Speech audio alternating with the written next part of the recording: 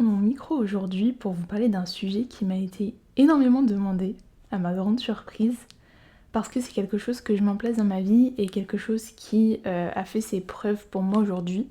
Et du coup, je voulais vous le partager, c'est le sujet de la manifestation. Je ne sais pas si ça parle à tout le monde, mais si jamais vous ne connaissez pas le concept de la manifestation, c'est une croyance comme quoi tout ce que l'on pense, tout ce que ce soit des émotions, que ce soit des pensées, que ce soit des mots, toutes ces choses-là font qu'on est capable d'attirer à nous certaines réalités. En fait, comme si la vie était faite de plusieurs réalités et qu'on était capable, en fonction de notre pensée, d'attirer à nous certaines réalités. Et c'est de là d'où vient la phrase tu attires ce que tu vibres. Donc c'est-à-dire que si tu vibres très haut, tu vas attirer des choses positives. Si tu vibres très bas, tu vas attirer des choses négatives. Ça, c'est vraiment selon les croyances. Et c'est vrai que moi, je suis une personne qui est quand même très spirituelle. Et donc, depuis très jeune, j'ai toujours été OK avec ce fait-là.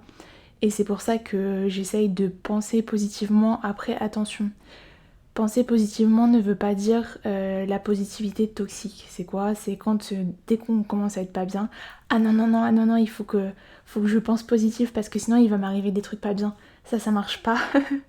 Ça va plus vous tirer vers le bas qu'autre chose. Donc si vous avez des émotions surtout, laissez-les sortir, c'est important. Comme ça, elles vont partir plus vite. et, et du coup, je voulais vous parler aussi de comment j'ai découvert ça, parce que c'est vrai que maintenant, on en entend énormément parler, mais au moment où j'ai commencé à m'y intéresser, c'était pas encore quelque chose de très développé, très connu. Et du coup, j'ai découvert ça grâce au livre Le Secret. C'était une ancienne collègue à mon alternance qui me l'avait acheté parce que je vivais une période pas très très facile. Pendant mon alternance, j'ai ma tutrice d'alternance qui me harcelait, enfin pas que moi d'ailleurs, mes collègues aussi d'ailleurs qui sont tous partis. Cœur sur vous si vous écoutez ce podcast. Et du coup, j'étais dans une période vraiment de down et elle m'a dit attends, il faut que je t'achète un truc. Du coup, mon anniversaire est passé et elle m'a offert Le Secret, le livre qui s'appelle Le Secret. D'ailleurs, il y a un film qui a été fait dessus, il me semble. Je l'ai pas vu, mais apparemment, il est très bien. Si jamais vous n'êtes pas des grands lecteurs et que vous voulez en savoir plus quand même. Et c'est vrai que c'est un livre qui m'a ouvert les yeux sur la spiritualité et notamment sur la manifestation parce qu'en fait c'est plein de petits extraits de plein de scientifiques, de philosophes, c'est plein de personnes qui ont une façon de penser différente mais qui finalement se rejoignent sur un point à chaque fois et du coup qui parlent de la manifestation. Et en plus de ça, bien évidemment avec TikTok maintenant on peut s'instruire sur le sujet. Et du coup j'ai commencé à regarder plein de vidéos et je me suis dit bah tiens si je testais aussi moi. Et c'est vrai que maintenant que je suis à mon compte, j'ai beaucoup plus le temps de voir les résultats de ma manifestation, etc. Alors après attention, manifester ça veut pas dire on demande à l'univers et puis le lendemain on a ce qu'on veut. Non, ça marche pas comme ça la vie. Moi personnellement, pour manifester, ce qui a le plus fonctionné c'est le vision board. J'avais commencé à faire ça quand j'étais entrepreneur pour la première fois et que je faisais du marketing de réseau. Je sais pas si ça existe encore, mais j'ai fait ça pendant quelques années et c'est vrai que pour bien mettre en place ses objectifs, on nous disait il faut faire un vision board, ça va être plus simple pour voir tes objectifs, etc. Et c'est vrai que du coup je l'ai repris un peu au 31 décembre et en fait j'ai pas juste fait un tableau et collé des images et je me suis dit demain ça va venir. Non, non, non. En fait ce que j'ai fait c'est que d'abord je me suis posée, j'ai écrit ma situation du coup de 2025 sur tous les domaines de ma vie, sur la santé, sur les finances, sur le professionnel, sur le personnel, sur les voyages. J'ai tout mis à plat. J'ai réussi à avoir ce regard critique de me dire ok là j'en suis là dans ma vie, ok là je mets le point sur ça, vraiment sans filtre, sans tabou. Et je me suis dit ok bah pour 2026 qu'est-ce que je veux. Et c'est comme ça qu'après j'ai cherché des images en adéquation avec les objectifs que je m'étais fixés pour 2026. Et là déjà j'ai quand même des choses qui se sont réalisées dès les premiers mois de l'année, notamment l'appartement dans lequel je suis. À la base quand j'ai fait mon dream board en 2025, je n'avais pas encore trouvé cet appartement. On était vraiment un peu en galère parce qu'on visitait des appartements et ça plaisait pas, enfin on n'était pas convaincus à 100%, le secteur, l'appartement lui-même. C'était un peu compliqué et du coup j'ai trouvé une photo de deux personnes qui tenaient des clés dans un appart qui était tout neuf, blanc, etc. Et en fait, quelques jours après avoir fait le Dream Board, on tombe sur l'annonce de cet appartement-là. On est allé le visiter courant janvier et on a eu les clés le 12 février. Et en plus, ce qui me fait rire, c'est que l'appartement, sur la photo, ressemble quasiment à notre appartement, alors que ce n'est pas nous qui avons fait la photo. Du coup, ça m'a fait rire quand on a visité l'appart et qu'on a eu la réponse après. Donc voilà, ça a été déjà un premier objectif d'atteint. Après, le deuxième, c'était de courir 10 km. Alors moi, il faut savoir que je suis pas une grande coureuse dans la vie, mais que je m'étais fixé cet objectif-là parce que je me suis dit, c'est un moyen de me surpasser, même mentalement en fait, parce que quand tu cours 10 km, ton corps, à la limite, bon, à la fin, t'as les jambes qui lâchent, mais après, c'est que du mental, quoi. C'est vraiment que du mental de gérer, surtout si t'es pas une bonne coureuse comme moi, de gérer la respiration, etc. Donc c'est vrai que c'était que du mental, et il me semble que c'était aussi au mois de janvier, grand max février, on est allé courir avec mon copain et sa famille à Versailles, autour du Trianon, il me semble. Et, euh, et je me suis dit, allez-y tout seul, faites votre truc, moi j'ai pas votre rythme, j'y vais toute seule. Donc en plus j'étais toute seule, il y avait personne pour m'encourager, j'avais ma musique. Et je me suis dit, allez Clem là, cette fois-ci, c'est bon, tu vas le faire, tu crois en toi. Et j'ai couru ces 10 km. J'avais pris en photo ma montre où c'était écrit 10 km, comme sur la photo que j'avais mise sur mon tableau. Alors ça, vous allez me dire, c'est peut-être pas de la manifestation, mais dans tous les cas, la manifestation, sachez que ça vient pas tout seul.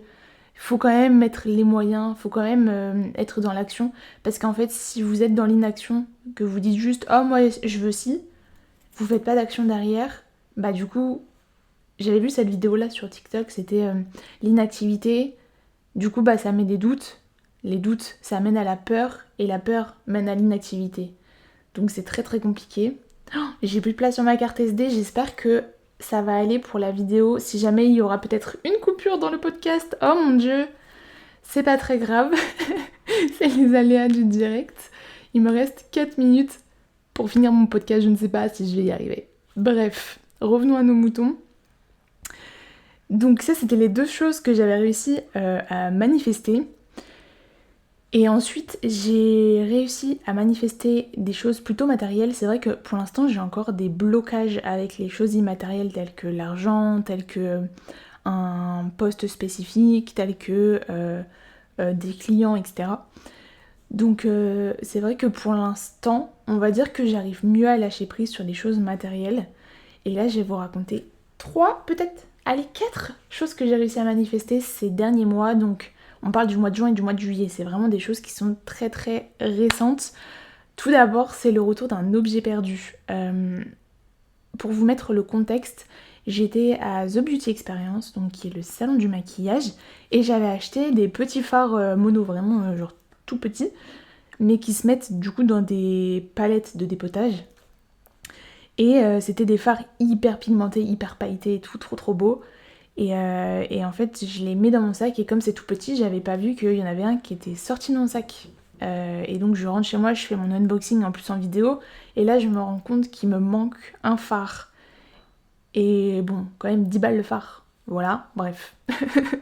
Et sur le moment, j'étais un peu deg et je me dis, waouh, vas-y, j'ai acheté, bon, en soi, 10 balles. En soi, ça me mettait pas dans le caca, donc ça allait, mais je me suis dit, je l'aimais bien quand même, j'aimais bien la couleur, ça va être compliqué de le trouver ailleurs. Bon, ça va, c'est qu'il restait encore le lendemain, peut-être que je peux le retrouver. J'envoie un message du coup de la personne avec qui j'étais sur le stand, parce que j'étais allée aider sur un stand. Et elle me dit, bah j'ai pas trouvé, je reviendrai demain. Et moi, du coup, de mon côté, je lâche énormément prise. Je me dis, ok, c'est pas grave.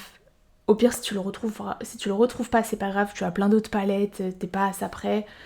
Et puis au pire, t'attendras l'année prochaine où tu recommences sur le site. Enfin, en soi, c'est pas si grave que ça. Et du coup, j'ai vachement lâché prise sur la situation. Et, et croyez-moi ou non, mais le lendemain matin, du coup, la personne avec qui j'étais sur le stand m'envoie une photo sur Insta et me dit regarde, j'ai trouvé ton phare, il a été posé sur mon stand. Il a été vraiment posé sur le stand. Et là, j'ai fait waouh. Donc c'est ça la manifestation. Parce qu'en soi, on aurait pu me le voler. J'ai fait le tour du stand le soir avant de partir, j'ai regardé si j'avais rien oublié, il n'y avait rien.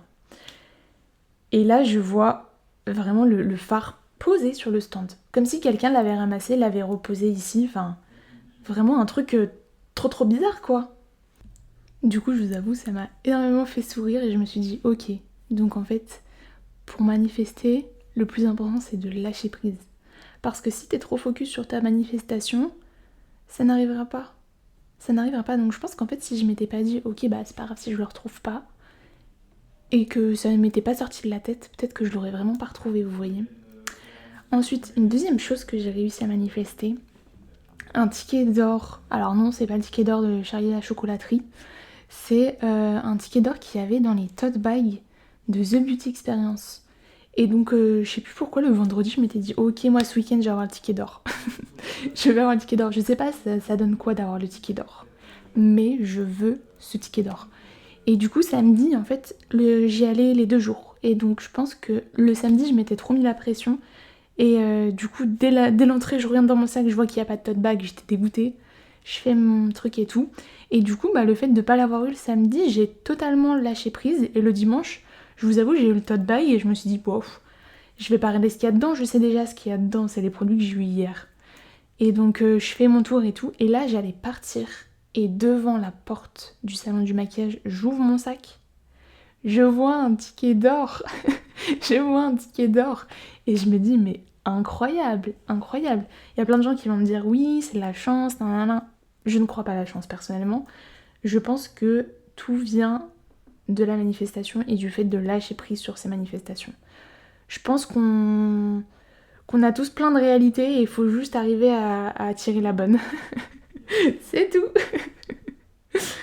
Et là, récemment, j'ai réussi aussi à manifester un masque LED. Bon, je l'ai pas encore reçu, mais j'ai reçu le mail. Vous voyez les masques LED là pour la peau et tout.